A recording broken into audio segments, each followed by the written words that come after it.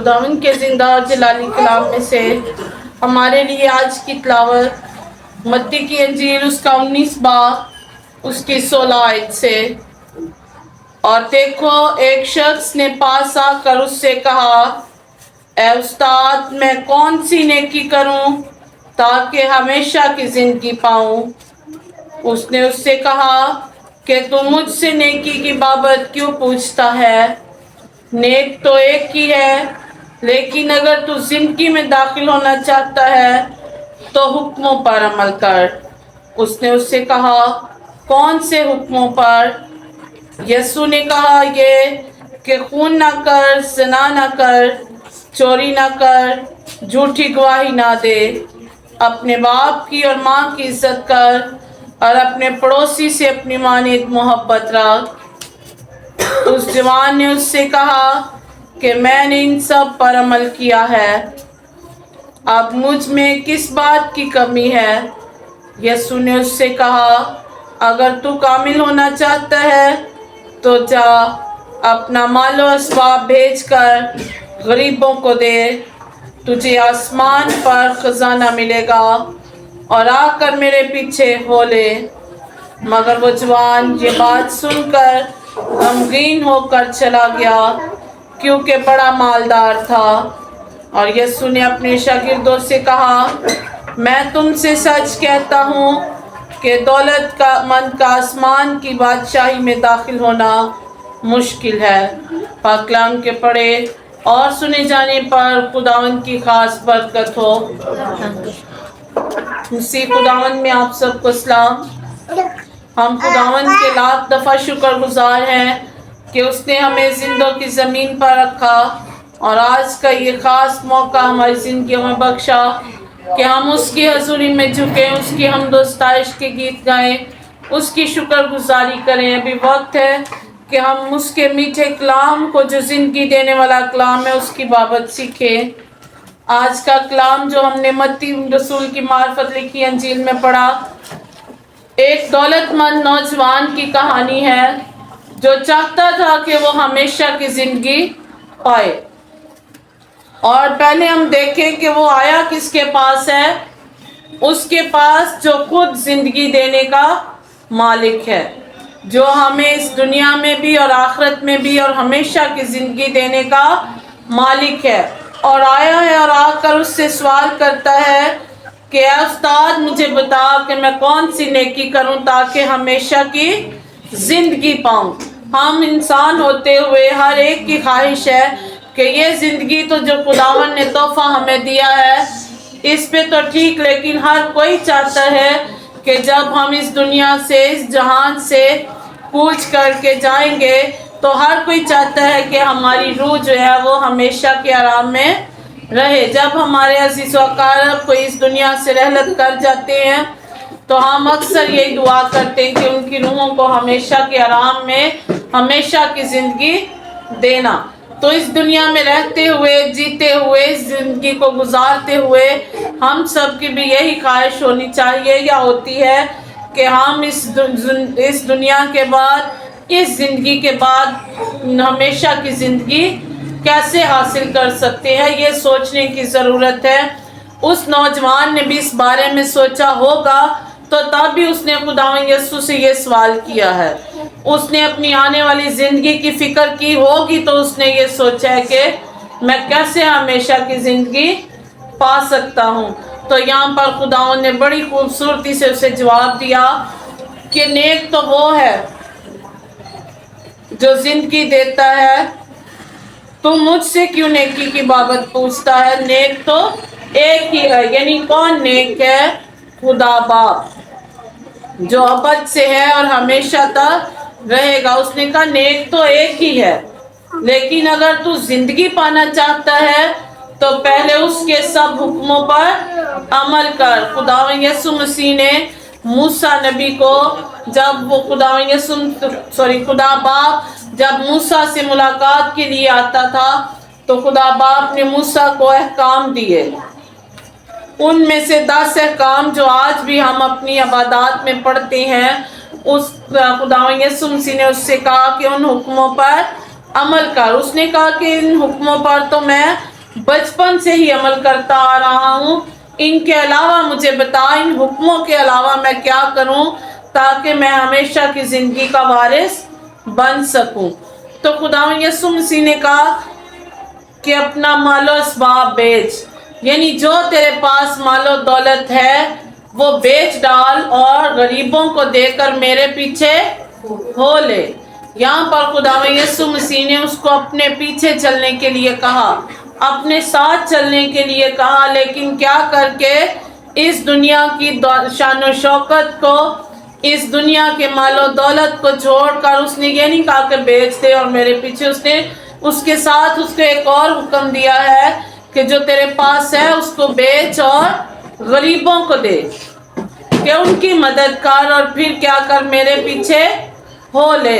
अगर तू ये दो काम कर लेता है तो फिर तू हमेशा की जिंदगी का वारिस बन सकता है। मेरे अजीजों, उसने सोचा, क्योंकि वो बहुत मालदार था और उसका दिल नहीं चाहता था कि वो इस शान शौकत को, इस मालो दौलत को छोड़कर बस यीशु के पीछे चले।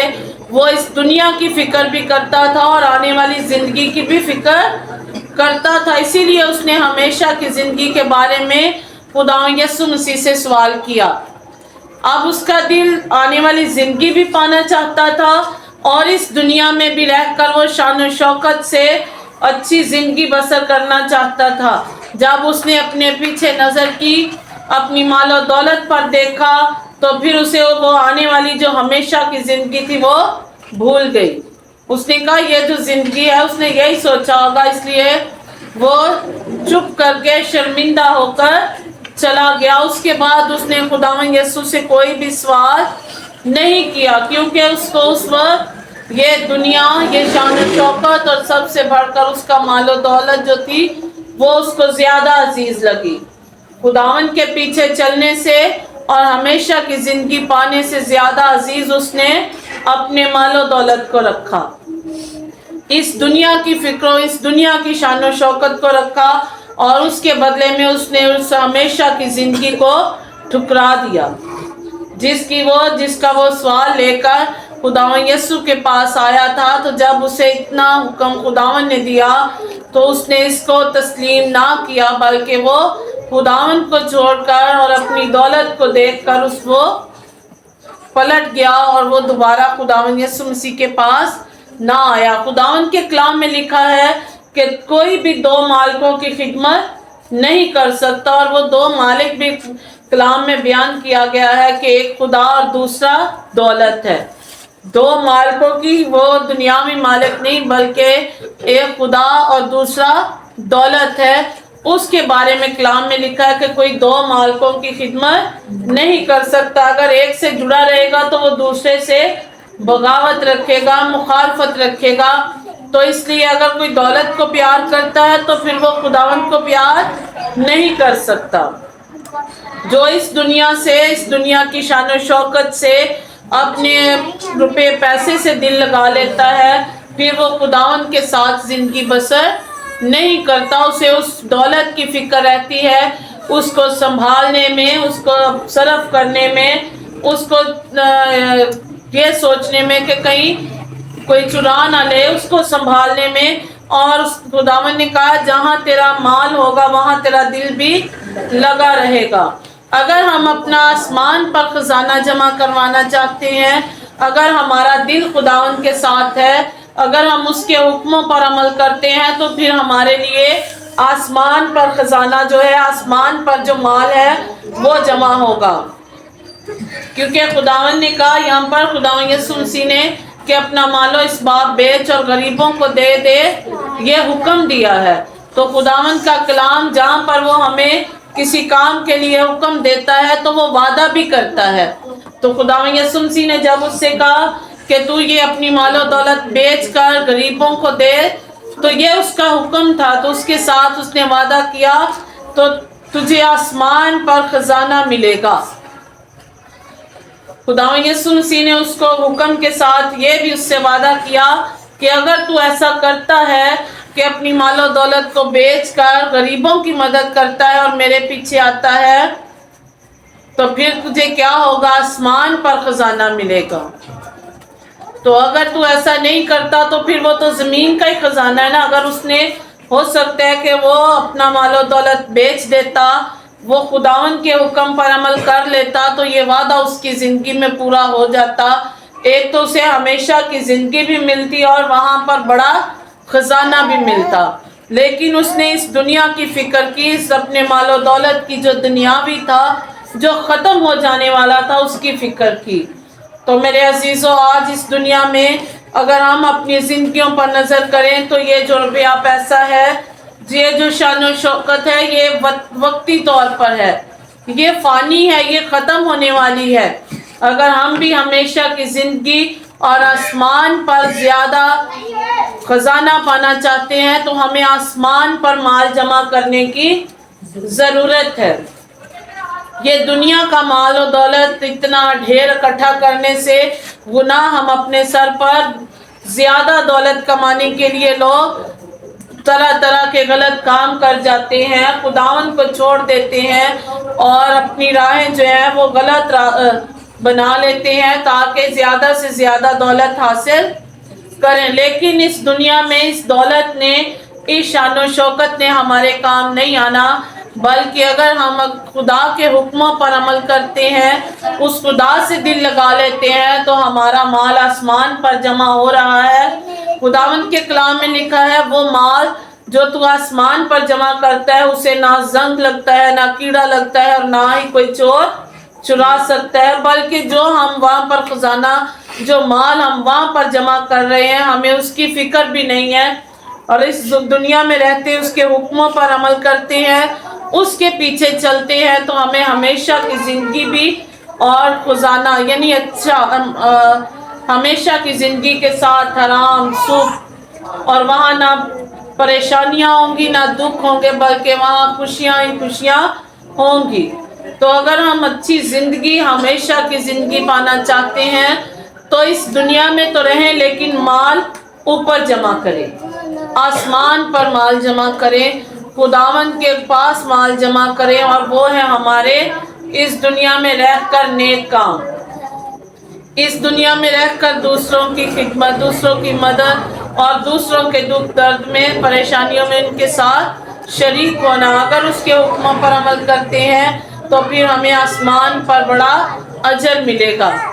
اس آدمی نے، پھر ہم اس بات پر آئے، یہ سوال تو کر دیا، یہ سوچ تو تھی کہ میں کیسے ہمیشہ کی زندگی پاؤں، لیکن اس نے اس ہمیشہ کی زندگی کے لیے تھوڑی بھی محنت نہیں کی، خدا کے حکم کو بھی نہیں مانا، کیونکہ اس نے کہا میں باقی حکموں کو مانتا ہوں.